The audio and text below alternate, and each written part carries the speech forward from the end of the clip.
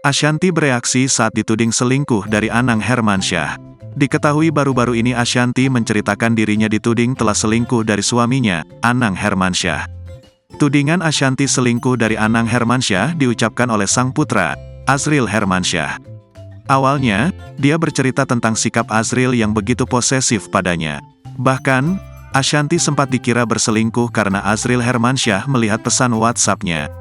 Saat itu, adik ipar Atta Halilintar ini melihat ibunya menerima pesan dari Cendol. Hal tersebut langsung membuat adik Aurel Hermansyah itu menuntut penjelasan pada ibu sambungnya. Pasalnya, ia mengira Cendol merupakan nama samaran seorang pria. Ditanya begitu, istri Anang Hermansyah ini keheranan.